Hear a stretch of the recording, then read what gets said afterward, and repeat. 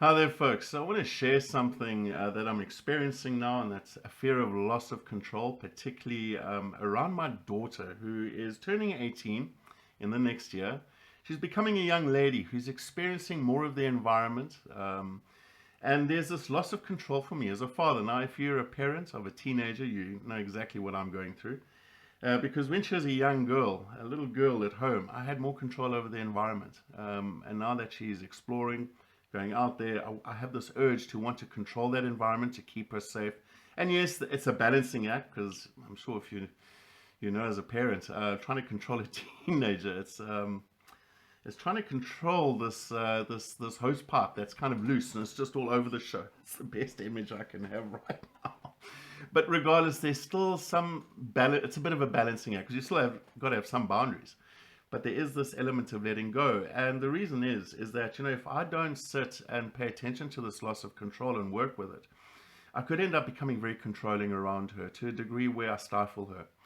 And what I have discovered with this fear of loss of control, the more you try and control, the more you end up in a place where you have less control. I could push her away. And the more I do that, I have less control in terms of where I can influence her. So for me, it is about paying attention to this. In the bigger scheme of things, we've also got the environment we are living in where we've lost a lot of control. Or put it this way, there never was control anyway. It's just become more magnified how much we don't have control in the environment. And what it does is it produces this discomfort. And this discomfort requires it requires expression.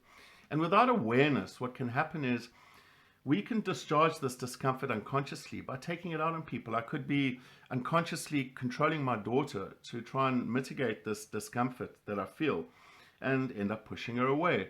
So it is about paying attention to that. I mean, there's other ways that we can mitigate this discomfort. In any other relationships, we can try and control our loved ones, our partners in life, by maybe manipulating them to feel like they can't do their own thing, they can't be their own person. And in the workplace, we could end up, you know, doing everybody else's task because we feel if you need to get something done properly, you've got to do it yourself. And this pushes away the team. Not only that, it exhausts you because you're so busy doing everything that you've forgotten your own personal life. You've forgotten to give yourself some attention. And it becomes exhausting trying to control everything. So this fear of loss of control, it is about paying attention to it, naming it, giving it a name. I feel this loss of control, noticing this discomfort and not reacting on it, but to pay attention to it and maybe work with more healthier ways. For example, exercise is a great way to discharge this discomfort. Hey, even if it includes punching a punch bag, or whatever sport you do. Or mindfulness meditation is a great way where it reduces the stress levels, opens the mind, and then you can start really paying attention to what you can control. And normally it's not the big things we can control, it's the small gestures that we focus on, even if it is starting with making your bed in the morning.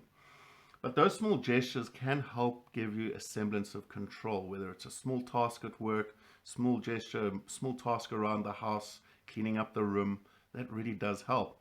And yes, as you let go of what is out of your control, it does lift a weight off one's shoulder and allows that energy to be used on what is within your circle of influence, within your circle of control. So these are some thoughts, folks, and until we chat again, take care and stay aware.